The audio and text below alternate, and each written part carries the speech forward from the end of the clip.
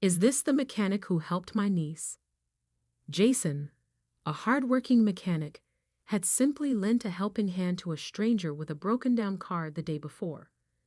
Now this mysterious phone call was about to pull him into a whirlwind of events and change his life forever. Jason Smith was a hard-working mechanic who loved nothing more than fixing cars. From his childhood, Jason had been very obsessed with cars, and thanks to his parents' support, he was able to live up to his dreams. Though it was always Jason's desire to own his automobile shop, he was still satisfied with working for his boss at Rise Automobile Shop as one of the best mechanics. At the automobile shop where Jason worked, there was no kind of car he could not fix.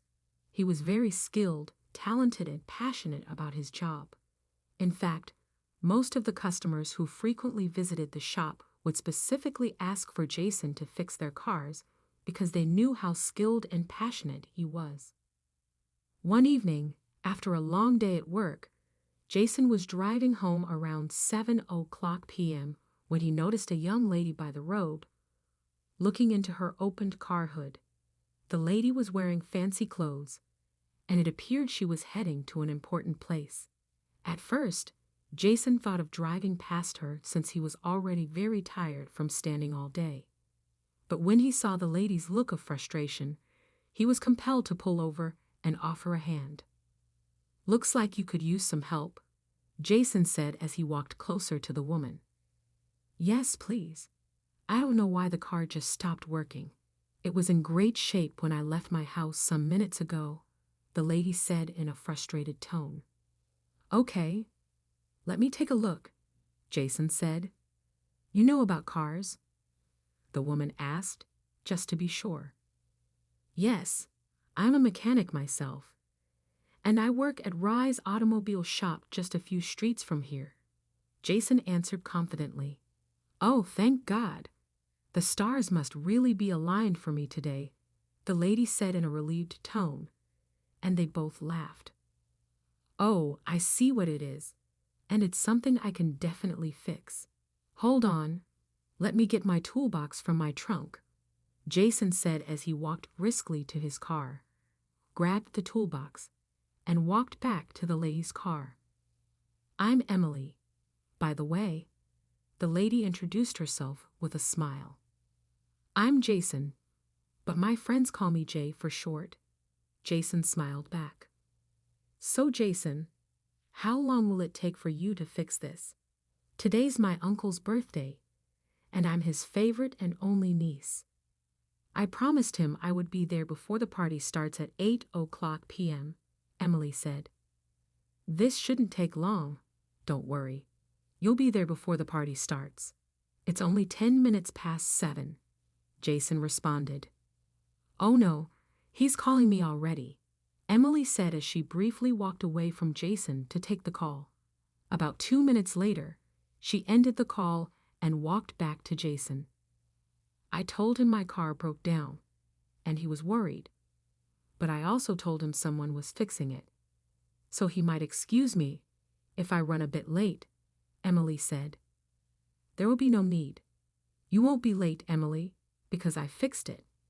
Go ahead and turn on the car," Jason said. Immediately after he said that, Emily ran to the driver's seat and turned on the car. To her surprise, the car was working perfectly. Jason had truly fixed it. "Thank you so much, Jason. I don't know what I would have done without you," Emily said. "How much do I have to pay?" she added. "Oh no, you don't have to pay me.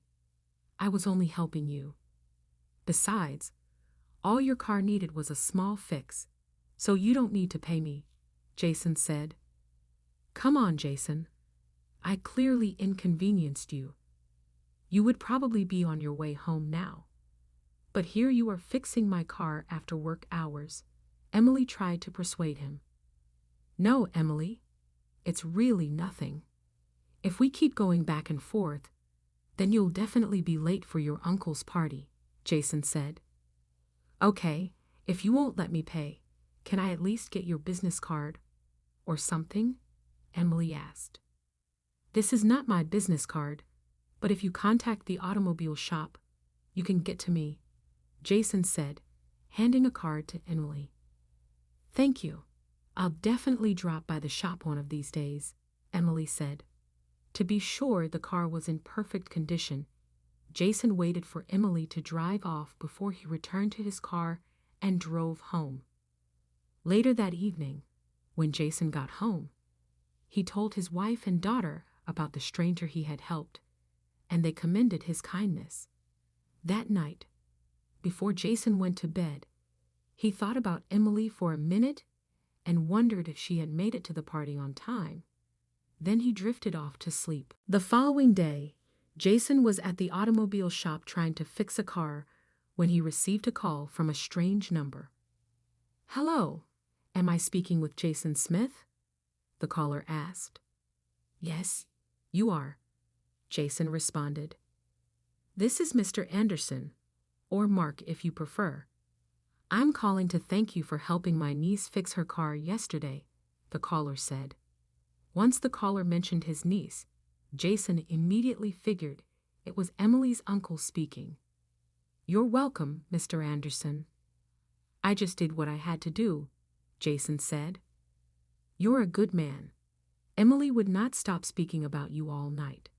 She told everyone about your kindness, and she said that if it weren't for you, she would have missed the party. Mr. Anderson said, I want to give you something for your kindness, Jason.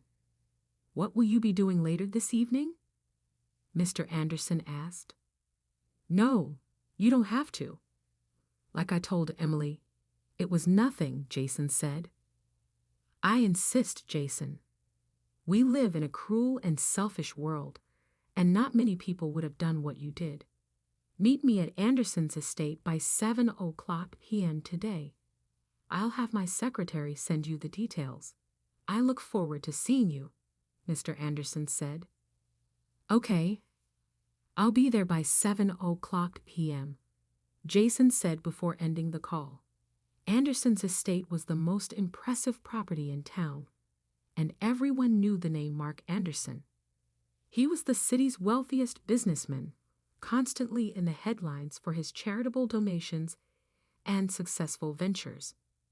Jason's heart skipped a beat as he realized he'd just been on the phone with this influential figure. Later that day, while Jason was working, he received the details just like Mr. Anderson had said.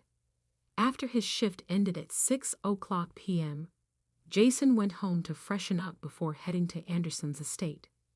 He was touched by the gesture, but wasn't expecting anything more than a handshake and a thank you. A few minutes before 7:00, Jason arrived at Mr. Anderson's house. Shortly after, Emily's uncle joined him. Jason's suspicions were correct. It was Mr. Mark Anderson whom he had spoken with earlier that day. It's a great pleasure to meet you, Mr. Anderson. Jason greeted him as soon as he entered the room. The pleasure is mine, Jason. It's great to see you in person, Mr. Anderson said. Thank you again for helping my Emily last night.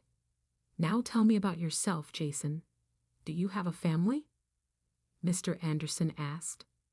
Even though Jason was a bit shy about meeting Mark and sharing a drink with him, he told Mark about himself, his family, and the automobile shop he worked for.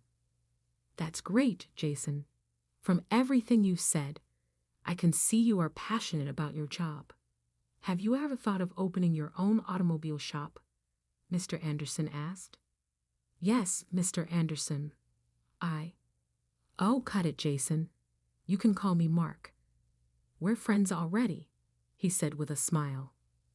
Yes, Mark, I have. It's always been my childhood dream. But unfortunately, I cannot afford to start my own shop, Jason explained. How much do you think you will need to start a small automobile shop and grow it from there? Mark asked. I'm not sure, but I think $70,000 to $90,000 would be enough for me to rent the space, buy all the necessary equipment, and set it up, Jason answered.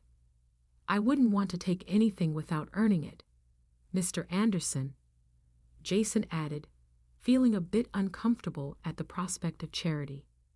But the opportunity to talk business with someone like you is a gift in itself. Mark smiled. I understand, Jason, and I wouldn't offer anything less than a fair deal. How about this? I'll give you $90,000 as an investment in your talent and potential. If it doesn't work out, no hard feelings. Consider it an investment in you, not in the business. But I've seen your talent and your passion. I believe in people, Jason, and I believe in you. He paused, his eyes twinkling. Think of it as a partnership, Jason. You have the skills, I have the resources. Together, we can build something great. And don't worry about Emily. She's like family to me. Helping her was like helping my own daughter. As soon as Jason heard that Mark would give him the money to start his business, he dropped to his knees and thanked Mark. You don't have to thank me, Jason. You earned this. I'm not loaning you the money. Consider it a reward for your kindness. My secretary will send you the money in 2 days, and I look forward to seeing that dream of yours become a reality, Mark said. I guess I'll just have to show you how much this means to me by building the best Dan auto shop this city has ever seen, Jason replied with a warm smile. When Jason returned home, he could not believe what had just happened. He even told his wife about his entire conversation with Mark, and they couldn't contain their happiness. 2 days later, just as Mark had promised, Jason received $90,000. When Jason received the money, he called Mark to thank him for his generosity. 2 months after receiving the gift from Mark, Jason opened his own shop, which he simply named Jay's Automobile Shop. It wasn't very big, but it was just what Jason wanted. Since he was a very skilled and talented mechanic, it didn't take long for customers to come from all over the city. As time passed, Jay's Automobile Shop grew to become one of the best and most reputable shops around, thanks to Mark Anderson, who made his dream come true. As for Emily, she became a regular at Jay's shop, not just for car repairs, but for friendly chats with Jason and his wife. Over time, the two women formed a close bond, and Emily became a cherished part of their family. At the same time, Jason and Mark continued to see each other occasionally, their bond deepening over shared meals and conversations about life and business. Their chance encounter had grown into a genuine friendship. For Jason, it was a lesson he'd never forget. Sometimes the biggest rewards come from the smallest acts of kindness. He hadn't helped Emily with the expectation of anything in return, but his willingness to lend a hand had opened up a world of possibilities he'd never dreamed of. It was a reminder that success isn't always about chasing after it, but about being the kind of person who's willing to help others along the way.